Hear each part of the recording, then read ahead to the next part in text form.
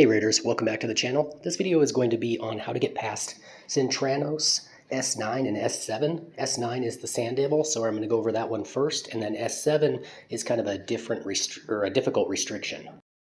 So here, as you can see, this is a Sand Devil battle, and I'm manualing it. So the ticker is over 16 minutes already. But the thing is you only have to beat it once. And this is kind of a gateway to the final island in Sintranos, which gets harder. But as you can see, I'm running cardio, and my strategy here was to do the cardio revive on death, and then once I got about 3/4 of the way through the fight, I realized, you know what, Pythion has not died yet.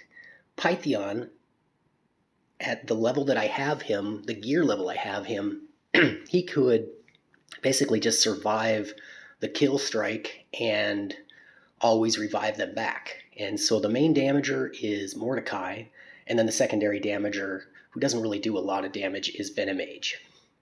So we'll get around, and I believe on this one I go revive on death. So obviously if you have cardio, you can do this.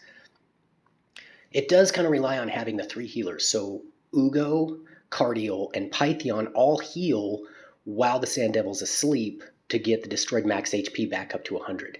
And so it does kind of take 3 healers. But the good news is, if you manual it and you're okay with going 20 minutes on this fight, Mordecai is your big damager. So see there, Pythion survived. So on the next round, I'm going to work back around, and Pythion is going to be the one that is going to revive. I'm not going to put up the revive on death the next time. But as you can see here, I go ahead and put up, and actually on that one I made a mistake and I didn't put up Venomage's A3 with the heal reduction and the 2 poisons. I thought I clicked it and I only did the A1. But what I do is I go ahead and do the cleanse heal with Pythion, do an A1 heal with Cardio, and do the A3 heal with Ugo, and put up the HP burn with Mordecai, and that'll get you through the fight. Manualing for 20 minutes is not recommended for trying to solo, but you could speed tune. Like if you're doing a blue level in Sand Devil and you want to use Pythion, like you could speed tune it. This is about level 20 as far as the level of the boss, but probably a little bit easier than level 20. So the boss is awake. I think I've got 2 more rounds here of fighting. So we're going to get back to the 1 turn cooldown. And this time I'm not going to put up, all I'm really doing is I'm A1ing until the boss is back asleep. So I want to get to the 1 turn cooldown, and he'll do his big hit next. So even though they all get slow on him, resistance is a non-factor, because they're going to get killed, and then they won't have the debuffs. But Pythion, he's still going to get his turn no matter what. So there he goes, takes him out, and Pythion actually almost died that time. So maybe just a little bit more HP than I have, but still good to go. So go ahead and do the heal with Cardio, do the heal with Ugo, put up the HP burn. I got the heal with Pythion to do still, so see the order's a little bit different. This time I get the A3 on the Venomage, so puts up the poisons. And I'm about 400 accuracy, I think, on Mordecai and Venomage, somewhere around there. About closer to 500 on Ugo, but the Mordecai and the Ugo were in my my Hydra normal team. But now that I'm not doing Hydra normal anymore, they're just kind of out there. So I've got to work back around 1 more time, and we'll see how it works. So I do try to, because I have Cardio in the battle, I might as well try to get that extra damage. It doesn't do much, but every little bit helps.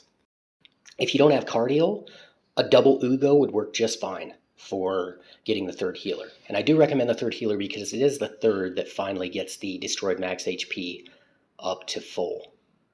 So yeah, you could go double Ugo along with the Pythion. The Pythion is absolutely necessary. An HP burn is pretty much necessary. I don't know if you can use Septimus in this one. I'm not sure. I don't have Septimus, so I don't know. But you could probably get away with a max HP champion if there is one within the restrictions. So we're back to 1 turn cooldown, so we're going to see the big hit again. We'll see if Pythion survives it. And so I could do the revive on death, but I won't. And this will be the last one. So Pythion survives it. He got down to, I think, less than 5,000 HP on the earlier one, and on this one he was at more like 15. And I have him at just under 100,000 with 3,300 defense. I'll show his build later. So go ahead and put up the last debuffs, and this will finish him off.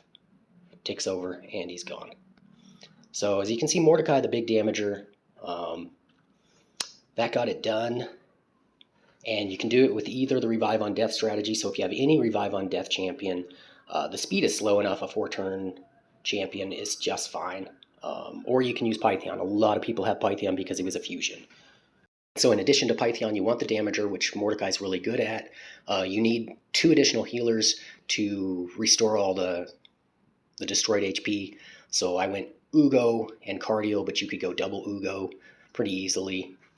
Venomage also, I believe she or he, whatever gender that thing is,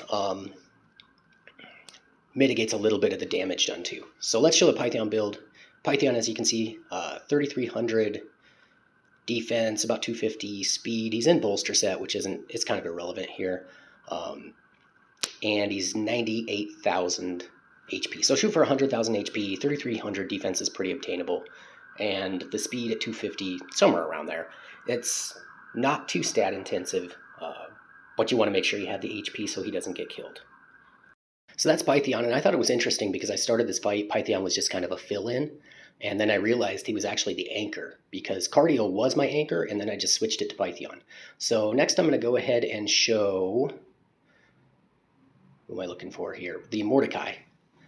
So the Mordecai is around just under 250 speed, and he's got accuracy just over 400.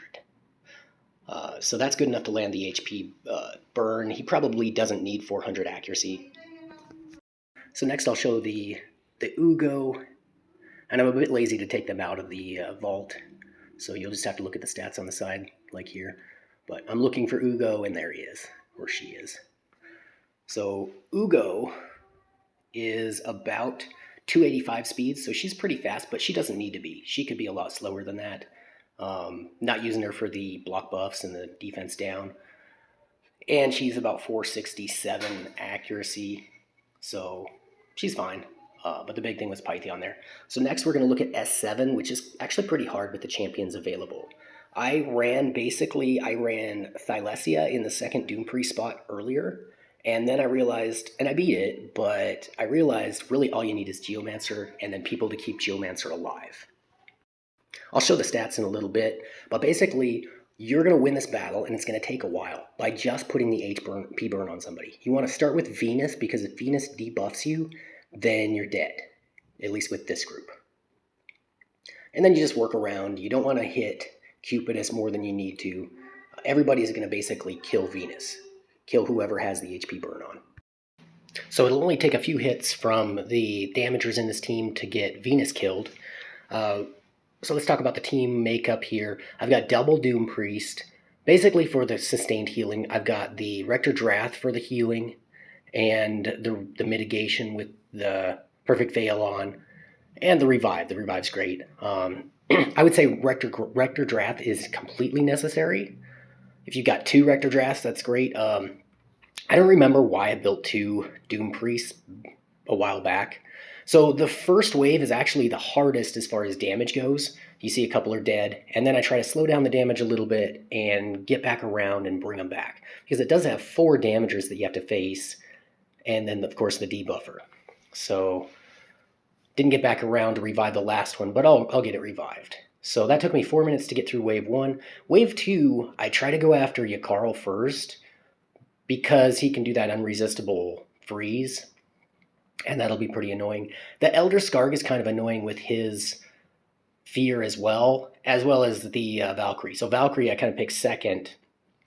These are harder to take out quickly in wave 2 because of the 2 support champions that take away, I think they each take away 1 debuff, as well as giving you multiple heal over time, continuous heals. So gonna work through this one. This one takes twice as long as wave 1 just because they're so much healing and the cleansing. Wave 1 though, of course, is more potent and it's harder to get past. So if you can make it past wave 1 and then you have the damage to get through wave 2, you should be good to go.